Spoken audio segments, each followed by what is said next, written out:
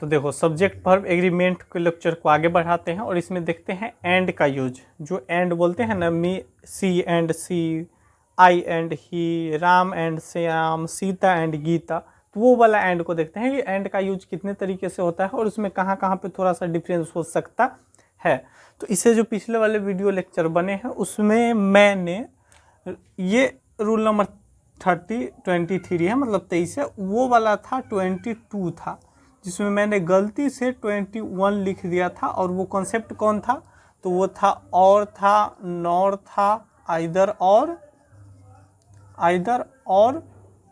Neither nor, either और neither nor था। क्या था, नीदर नॉर। तो आप उसको देख लेना क्या था, नीदर नॉर था, आइदर और नॉर, आइदर और नीदर नॉर। तो उसने मैंने गलती से 21 नहीं, मतलब 22 नहीं लिख करके 21 लिख दिया था, लेकिन 21 मैंने बता दिया था छोटा सा, नॉन ऑफर एनी ऑफ, तो उसको 21 करके उसको 22 कर लो और इसको 23, ये ठीक है, ठीक है। तो आप इसको ध्यान रखेंगे। तो एंड को शुरू करते हैं। एंड में जो जनरल यूज करते हैं वो प्लूरल वर्ब लगाते हैं कि भाई दो है, राम एंड सीता, दो है तो आर लगा दो, मतलब प्लूरल की बात करें तो प्लूरल लगा दो, और प्लूरल क्या लगा देंगे, या तो आर लगा दो, और नहीं तो वाज वेयर है तो वेयर लगा दो, हैव हैज का बात आएगा तो हैव लगा दो। सीधा सीधा यही करते हैं, जनरल भाषा में यही करते हैं एंड का।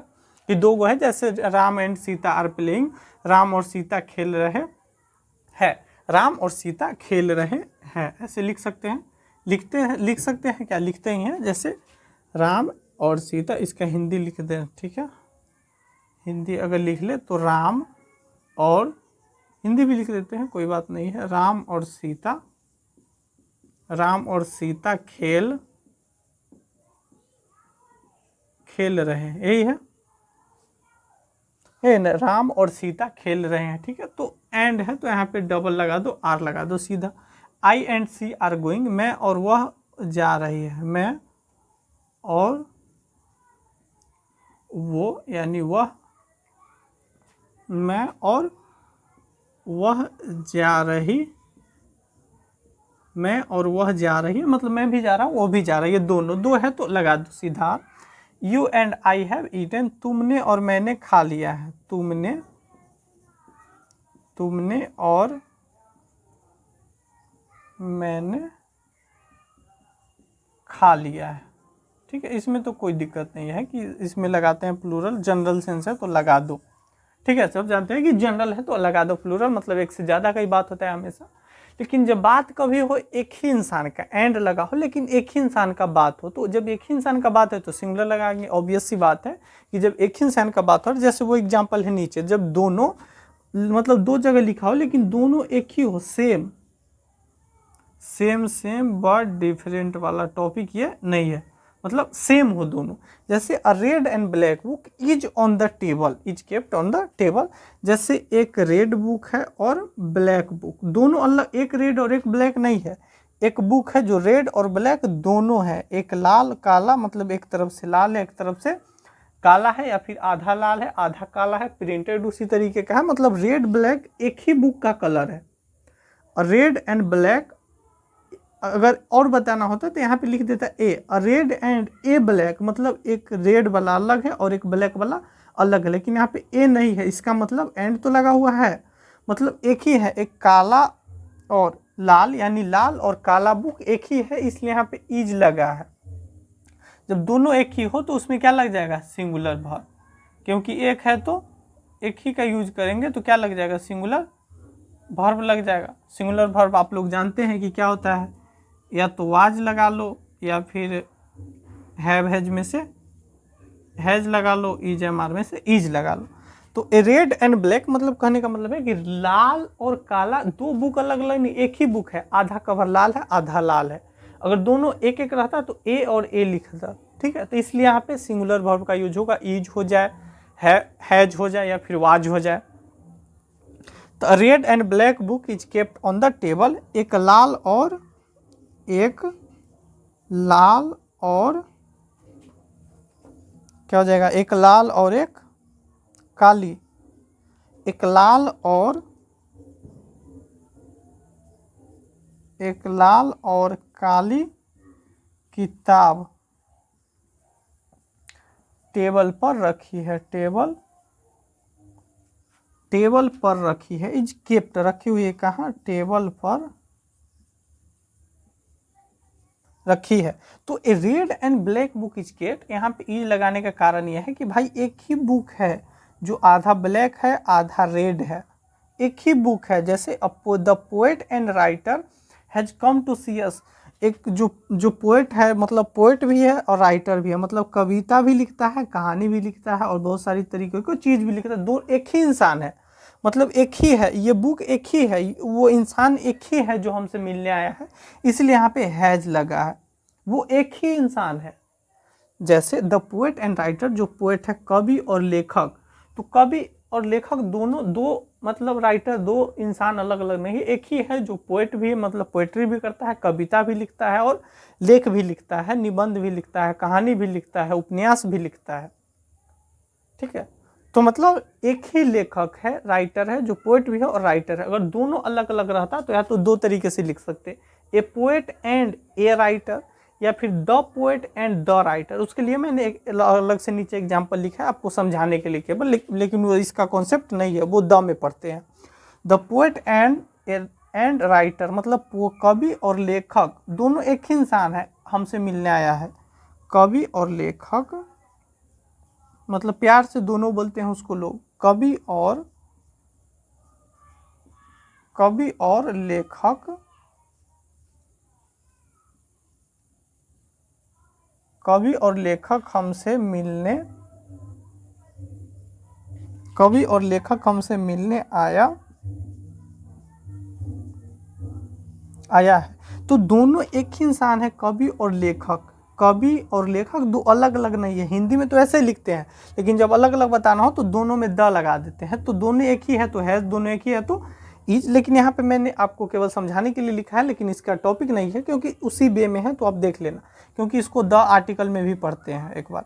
तो the poet and the writer, the poet के आगे द लगा है तो ये भी अलग है, और द राइटर अलग है, ये दोनों का दोनों अलग है। पोएट अलग है, राइटर अलग है, कवि करने वाला इंसान अलग है, कविता करने वाला कवि है अलग, और राइटर लेखक लिखने वाला इंसान अलग है। दो अलग अलग इंसान की जब बात हो रही है, जैसे कोई दिनकर जी की मान लो कोई कवि है, कोई भी कवि मान लेते हैं, कोई भी कवि मान लो, जैसे तुलसीदास मान सकते हैं। तुलसीदास मान लो एक कवि है, और एक नाभादास मान लेते हैं, तुलसीदास, नाभादास, सूरदास मान लेते हैं। तो तुलसीदास पोएट है, अब नाभादास अलग है, तो द पोएट हो जाता है यहाँ पे, अगर एक ही अलग अलग रहता तब। The poet and the writer मतलब लेखक, मान लो दिनकर जी को लेखक मान लिया और पोएट, तो नाम नहीं बोल के द पोएट द राइटर, तो दोनों दो इंसान हो गए, इसलिए यहाँ पे हैव लगाना पड़ा है। क्या लगाना पड़ा? हैव। तो दोनों दो अलग अलग चीजें हैं, अगर एक ही रहते तो द पोएट एंड राइटर, यहाँ पे द नहीं लगाना पड़ता। अगर एक ही रहता तो द नहीं लगाते, क्योंकि एक ही जो है पोएट और इंसान एक ही है, यहाँ पे द नहीं लगाया है, और सिंगुलर लगाया तो यहाँ पे भी सिंगुलर। और दोनों दब अलग अलग है, दो अलग है, पोएट दूसरा इंसान है और लेखक अलग है, नहीं दो इंसान की बात हो रही है। तो जब दो चीज़ों की या दो इंसानों की बात हो तो वहाँ पे प्लूरल का यूज करेंगे, और हैव का यूज, जो प्लूरल वर्ब है वो हैव लग जाए, वेयर लग जाए, हैव लग जाए, वेयर लग जाए, फिर आर लग जाए, जो भी लगे। अगर यहाँ पे एक तरीके से और लिखते हैं, the poet and a writer, या फिर a poet and a writer, मैंने बताया कि ए रेड एंड ये करके भी लिख सकते हैं इसको, है। तो द का ये कॉन्सेप्ट आपको हमेशा याद रहेगा, आप इसको याद रखना किसी तरीके से, कि जब दोनों एक ही हो तो सिंगुलर वर्ब का यूज करते हैं, क्योंकि जनरल चीज़ें में तो प्लूरल का हम यूज कर ही लेते हैं। ठीक है, और इसका एक और कॉन्सेप्ट है, उसको भी बता दे रहे हैं, इसको थोड़ा सा इरेज करेंगे और उसको यहाँ पे लिख करके एक्सप्लेन कर देना, क्योंकि एंड में एक और कॉन्सेप्ट आता है। एक तो ये हो गया जनरल जो बेसिक है, दूसरा और एक और है तीसरा कॉन्सेप्ट। उसी में तीसरा कॉन्सेप्ट ये है एंड का, कि जब दोनों दो चीज़ों का यूज करें बराबर में, और दोनों को एक साथ में यूज किया जाता हो, एक साथ में जब यूज हो और बराबर मात्रा में हो, तो उसमें सिंगुलर वर्ब लगा देंगे।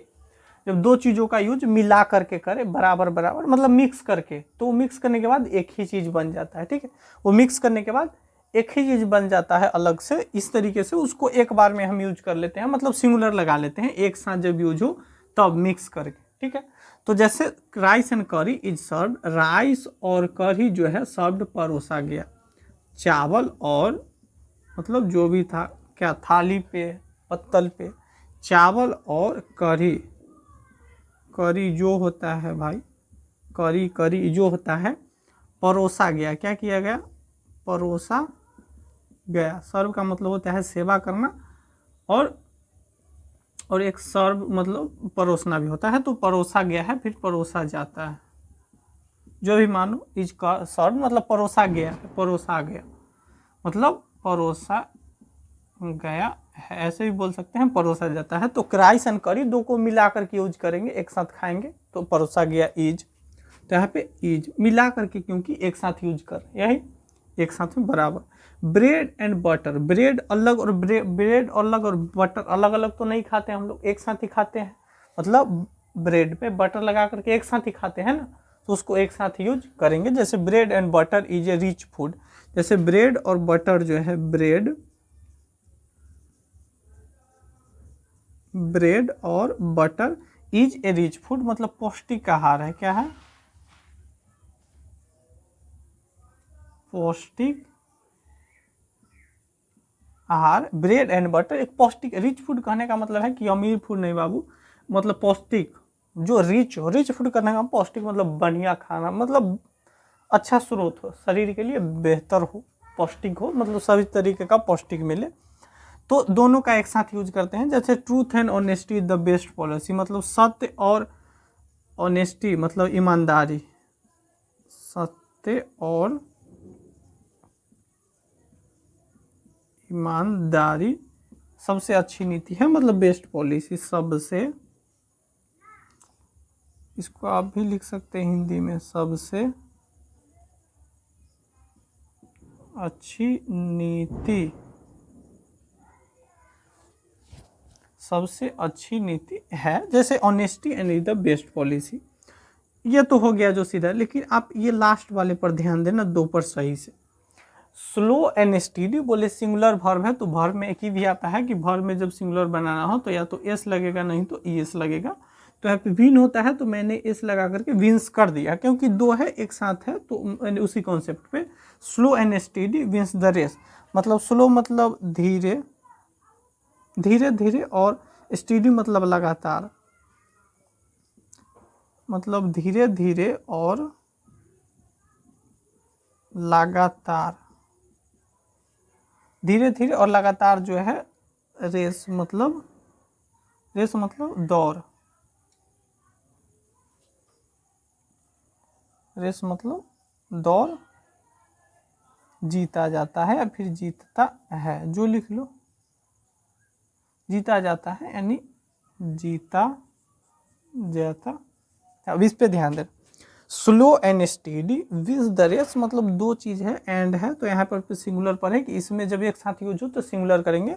मतलब कछुए को देखना धीरे धीरे चलता है लेकिन निरंतर चलते हैं। लगातार कहने का, स्टेडी कहने का मतलब लगातार, रुकना नहीं है, धीरे धीरे ही चलो लेकिन चलते रहो, मंजिल हमेशा मिलेगी। कहने का मतलब ये है कि कछुआ धीरे धीरे चलता है, मंजिल को पाकर रहता है, और खरगोश जा करके तुरंत फुरफुरा के सो जाता है, मंजिल खत्म। तो स्लो एंड स्टीडी धीरे धीरे और लगातार, धीरे धीरे और निरंतर चलेंगे तो दौड़ जीतेंगे। और दोनों जो है एक साथ कॉम्बिनेशन करके बनाते हैं, कंबाइन करके, तो दोनों एक चीज मानते हैं, स्लो और स्टीडी को, ठीक है। लेकिन टाइम और टाइड में क्या होता है ना, ये इसको दो चीज अलग अलग माना गया है, इसमें वेट्स नहीं करते हैं, ठीक है। टाइम एंड टाइड में वेट का यूज होता है, न कि वेट्स। इसको आप किसी भी हाल में इसको याद कर लेंगे, time and tide waits for no one, time and tide waits for no one नहीं होगा, बल्कि वेट फॉर नो वन, ठीक है। इसको एम आई हम टिक कर देते हैं एक ये, और इसको भी आप रख सकते हैं कि wins the race, slow and steady, ये दोनों आप याद रखेंगे। कहने का ये तो समझाने के लिए था कि दोनों का एक साथ यूज करते हैं, ठीक है, तो एक साथ यूज कर लेते हैं। लेकिन इसमें time and tide wait for no end जो है समय और जुआर, समय और जुआर, समय और जुआर किसी का इंतजार नहीं करता है, किसी का इंतजार नहीं करता है, समय और नहीं करता है, लिख लो आप, नहीं करता है। तो समय और ज्वार बोलते हैं, जो समुद्र की लहरें आती है ना उठ उठ करके, ज्वार भाटा, वही बोलते हैं ज्वार। तो समय जो है और ज्वार लहर आएंगी तो आएंगी, किसी का इंतजार नहीं करेंगे कि आएगा पैर फैला के बैठेगा जाके धुल देंगे। तो समय और टाइड जो है दोनों किसी का इंतजार नहीं करते, लेकिन इसको जो है कहीं ना कहीं दो चीज अलग अलग माना जाता है, समय अलग और टाइड अलग। इसलिए यहाँ पे ये एक्सेप्शन है कि इसमें वेट लगता है, वेट्स नहीं होता है। इसको आप लोग जरूर याद रखेंगे इस कॉन्सेप्ट में, इसको और इसको ये समझाने के लिए था। जैसे इसमें देखो तो यहाँ पे ये 3 समझाने के लिए था, ये कॉन्सेप्ट था, इसमें ये 3 समझाने के लिए था, ये कॉन्सेप्ट था। तो इसको आप याद रखेंगे, time and tide, wait for no one. यहाँ पे वेट्स कोई हालत में नहीं होगा, वेट फॉर नो वन होगा, और ये एक्सेप्शन है कि वेट फॉर नो वन होता है, इसलिए मैंने MI मार्क किया है, मतलब मोस्ट इंपॉर्टेंट। या फिर कुछ लोग जो है इसको VVI भी करते हैं, तो आपकी मर्जी, आप VVI जैसे याद रखते हो आप वैसे इसको नोट कर लो दोनों को, ठीक है। तो एंड का कॉन्सेप्ट यही 3 पढ़ना था, जिसमें एक कॉमन है, 2 स्पेशल है बस।